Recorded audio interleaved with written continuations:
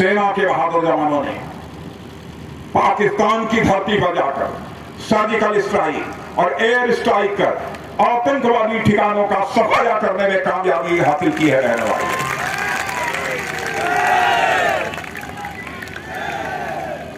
सारी दुनिया को यह संदेश चला गया, भारत अब कमजोर भारत नहीं है, भारत ताकतवर भारत है। भारत के अंदर वह ताकत है, भारत को यदि कोई छेड़ेगा तो बहनों भाइयों, भारत बाउंड्री के इस पार भी मार सकता है, जरूरत पड़ी तो बाउंड्री के उस पार भी जाकर मार सकता है। यह भारत के अंदर ताकत है। इसलिए मैं आप सबसे अपील कर रहा हूं,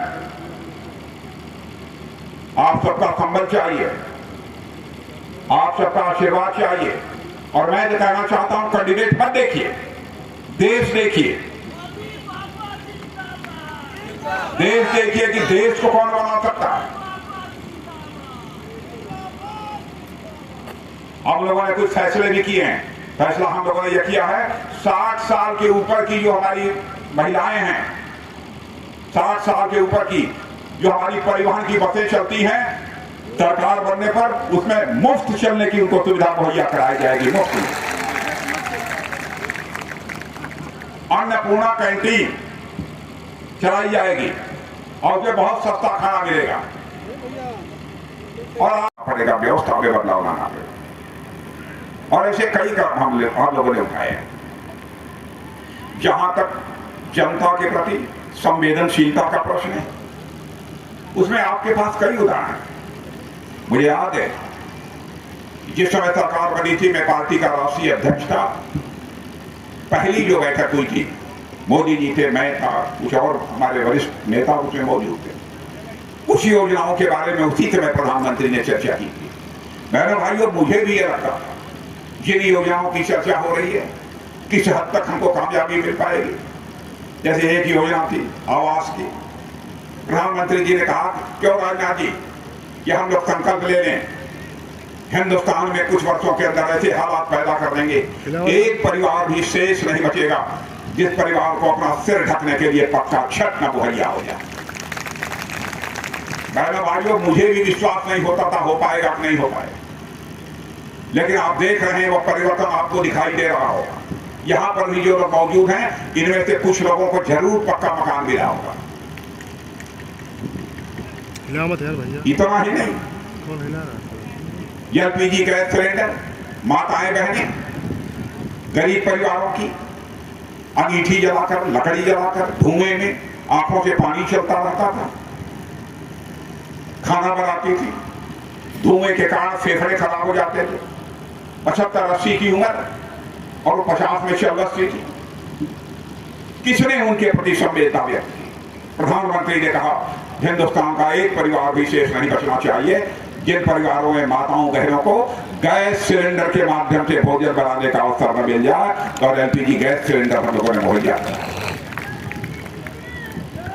और मैं आपको बताना चाहता हूं, आश्वस्त रहिएगा, हमारी उत्तर प्रदेश में इस बार सरकार बनेगी, होली और दिवाली पर एक एक गैस सिलेंडर मुफ्त में मुहैया कराया जाएगा। बहनों,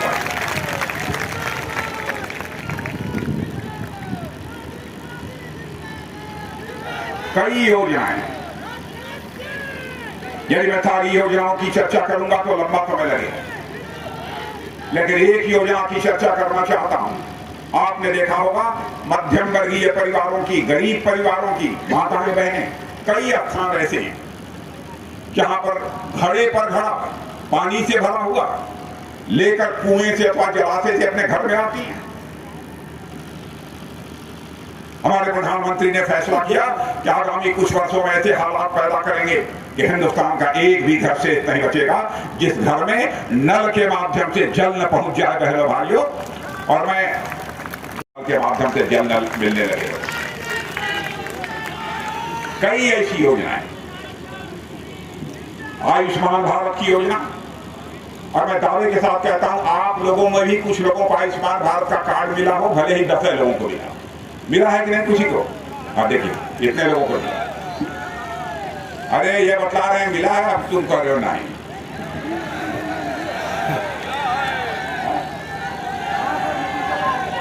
मुआवजा मिला है तब ठीक है, ठीक। बहनों भाइयों, आयुष्मान भारत का कार्ड का करिश्मा समझ लीजिए। आप केवल आजमगढ़ में बीमार होंगे तभी आपका मुफ्त इलाज नहीं होगा। आप दिल्ली, मुंबई, कलकत्ता और चेन्नई और बेंगलोर हैं, वहां भी आप बीमार हो गए, आयुष्मान भारत का कार्ड है, 5 लाख रुपए तक का आपका मुफ्त इलाज होगा। अद्भुत योजना है।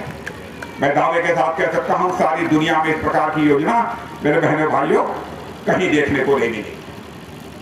इसीलिए मैं आप सबसे अपील करने आया हूं, इस बार भी भारतीय जनता पार्टी की सरकार बनाई है। योगी जी ने कमाल किया है उत्तर प्रदेश में मेरे बहनों भाइयों, और कानून और व्यवस्था के मोर्चे पर जो योगी जी ने कामयाबी हासिल की है उसकी प्रशंसा सारे हिंदुस्तान में हो रही है। हमारा भी मस्तक गौरव के साथ ऊंचा हो जाता है, हम भी गौरवान्वित होते हैं। और आप लोगों सुन रहे होगा योगी जी का बुलडोजर कितना प्रभावी तरीके से काम कर रहा है।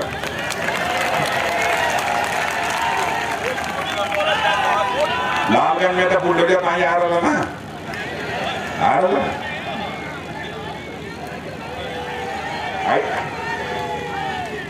ऐसा बाकी एक दूसरे राज्य में कुछ लोग आके इधर डबल डिजिट 11%, 11.5%, 12% हुआ कर दी।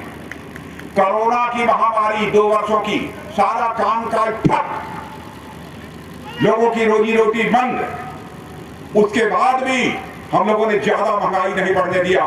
कांग्रेस के समय जितनी महंगाई थी उसकी आधी महंगाई बढ़ने पाई है। और यकीन दिलाना चाहता हूं, भरोसा रखिए, 8-6 से लेकर 9 महीने के अंदर इस हिंदुस्तान में थोड़ी बहुत जो महंगाई है वह समाप्त होकर रहेगी। बहनों भाइयों, ऐसे कदम हम लोग उठा रहे हैं। दुनिया का सबसे धनवान देश अमेरिका, जाकर देख लीजिए, 40 वर्षों में अमेरिका में ऐसी महंगाई नहीं आई थी जैसी महंगाई अमेरिका में। वहां के राष्ट्रपति हताश, निराश इस मामले में कि हम महंगाई को नहीं रोक पा रहे हैं। बहनों भाइयों, ये विपक्ष के लोग हम लोगों के ऊपर आरोप लगा रहे हैं। सच में हमारी सरकार ने ऐसे कदम उठाए हैं महंगाई को रोकने के लिए, इसकी तो तालियां बजाकर बहनों भाइयों इसका स्वागत किया जाना चाहिए। क्या करते हैं लोग, जानकारी कुछ है नहीं, केवल आरोप लगाना है, आरोप लगा दिया। अंतरराष्ट्रीय जगत में जो भी महंगाई से संबंधित आंकड़े हैं, आंकड़ों को उठाकर तो देखो, तब पता लगेगा 2 साल तक कोरोना के संकट से किस तरीके से भारत जूझ रहा है। और हमारे मोदी जी ने जो करिश्माई काम किया है बहनों भाइयों, उसकी भारत में ही नहीं दुनिया में प्रशंसा हो रही है। वैक्सीन, टीका, अमेरिका में 25 करोड़ 26 करोड़ की जनसंख्या, नहीं लग पाया सबको, और यहां आप जितने बैठे सबको टीका लग गया होगा, सबको वैक्सीन लग गया होगा। वैक्सीन जिस समय कोरोना की महामारी आई थी, वैक्सीन भारत में बनता नहीं था। आज भारत में वैक्सीन बनता ही नहीं है। वैक्सीन को हम दुनिया के दूसरे देशों को एक्सपोर्ट करने का काम कर रहे हैं। बहनों भाइयों, यह है भारत। आरोप लगाने के लिए विपक्ष है जो आरोप लगा, यही कहना चाहता हूं मेरे बहनों भाइयों, भारत कमजोर भारत नहीं रहा है।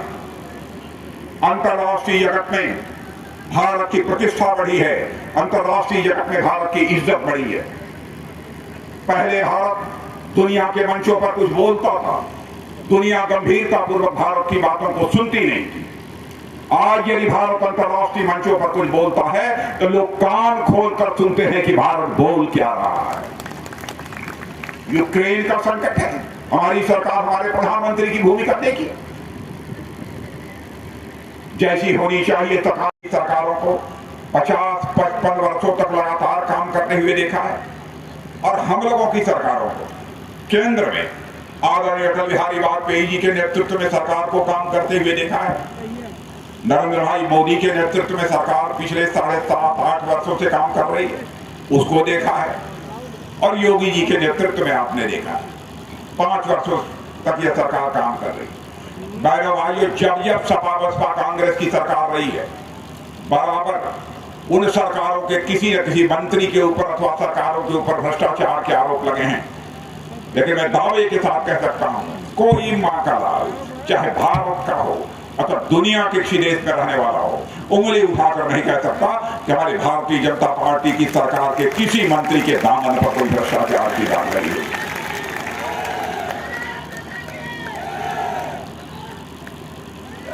भ्रष्टाचार को समाप्त करने की बात बहुत लोग करते हैं। भ्रष्टाचार समाप्त होना चाहिए, समाप्त होना चाहिए। बहनों भाइयों, भ्रष्टाचार भाषण देकर समाप्त नहीं किया जा सकता। भ्रष्टाचार को रोकने के लिए प्रभावी कदम उठाने पड़ेंगे। व्यवस्था में परिवर्तन लाना पड़ेगा, सिस्टम में परिवर्तन लाना पड़ेगा। और मैं आपको याद दिलाना चाहता हूं, राजीव गांधी जी भारत के प्रधानमंत्री थे। एक बार उन्होंने अपनी लाचारी व्यक्त करते हुए कहा था, क्या करें, हम ऊपर से 100 पैसा भेजते हैं, लेकिन नीचे पहुंचते पहुंचते लोगों की जेबों तक केवल 15 पैसा पहुंच पाता है। 85 पैसा यह भ्रष्टाचार की भेंट चढ़ जाता है। मैं यहां पर राजीव गांधी जी की आलोचना नहीं करना चाहता। मेरा जो स्वभाव है, बहनों भाइयों, मैं देश के किसी भी प्रधानमंत्री की आज तक आलोचना नहीं की है, चाहे वह किसी भी राजनीतिक पार्टी का क्यों न हो, क्योंकि मैं यह मानता हूं प्रधानमंत्री प्रधानमंत्री होता है, चाहे वह किसी भी राजनीतिक दल का हो। वह व्यक्ति नहीं होता है, वह संस्था होता है। और हम लोकतंत्र की सेहत को ठीक बनाकर रखना चाहते हैं तो संस्थाओं का सम्मान किया जाना चाहिए, संस्थाओं की इज्जत की जानी चाहिए। इसीलिए मैं किसी प्रधानमंत्री की कभी आलोचना नहीं करता। इसीलिए मैं कह रहा हूं, उन्होंने मजबूरी जाहिर की और चाहते थे जितना मैं ऊपर से भेज रहा हूं पूरा का पूरा पैसा नीचे पहुंचे, नहीं पहुंच पाता था। 100 पैसा चलता था, वहां से केवल 15 पैसा लोगों की जेबों में पहुंच पाता था। 85 पैसा भ्रष्टाचार की भेंट चढ़ जाता।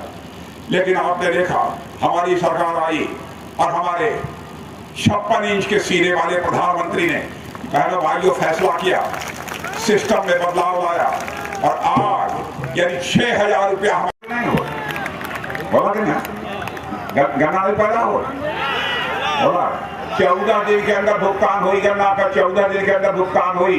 यदि 14 दिन के अंदर भुगतान न हुई तो के बाद ब्याज मिली या तो हाथ जितना बकाया रही,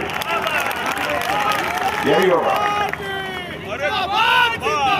इसीलिए एक बार मैंने कहा था, अब वो समय आ गया है, ये संकल्प लीजिए कि उत्तर प्रदेश में न बुआ चलेगी न बबुआ चलेगा, चलेगा तो केवल बाबा चलेगा, केवल बाबा चलेगा।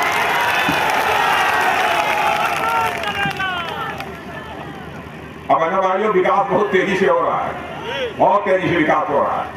सारे डिस्ट्रिक्ट हेडक्वार्टर, ब्लॉक हेडक्वार्टर, तहसील हेडक्वार्टर, ये सब सारे मुख्यालय जुड़ गए हैं पक्की सड़कों से। अन्य भी बहुत सारे काम हो गए क्योंकि कानून और व्यवस्था यहां की ठीक है। जब होगा कानून का शासन, विकास करेगा योगासन।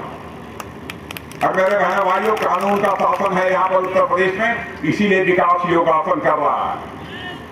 आपको मालूम है कितने योगासन होते हैं? नरेंद्र जी को मालूम होगा, आज भी योगासन ये करते हैं। चेहरा देख के मैंने बतला दिया, ये योगासन और प्राणायाम कर रहे हैं आजकल। मालूम है कितने योगासन होते हैं? क्या लड़कियां तुम्हें मालूम है कि नहीं? नहीं मालूम। योगासन 84 होगा, तो उत्तर प्रदेश में 84 में 83 योगासन का विकास करत है। एक योगासन हम विपक्ष के लिए छोड़ देंगे। अजानत हुआ केवल योगासन हम विपक्ष के लिए छोड़ देंगे। शीर्षासन हम कह देंगे भैया, शीर्षासन विपक्ष करेगा। मेरे भाइयों, उत्तर प्रदेश तेजी के साथ आगे बढ़ रहा है। मैं समाजवादी पार्टी की याद दिलाना चाहता हूं, खनन घोटाला, सब तो सब एम्बुलेंस घोटाला भी समाजवादी पार्टी के शासनकाल में हुआ था। बहुजन समाज पार्टी के शासनकाल में भी घोटाले ही घोटाले। रिवर फ्रंट का भी एक घोटाला हुआ था समाजवादी पार्टी के शासनकाल में। कोई मां का लाल यह बतला दे कि हमारे शासनकाल में कोई घोटाला हुआ हो। मेरे भाइयों, जब तक भ्रष्टाचार का आरोप लग जाएगा, इस राजनीति को ठोकर मारकर हम लोग बैठ जाएंगे। ऐसी राजनीति मंजूर नहीं।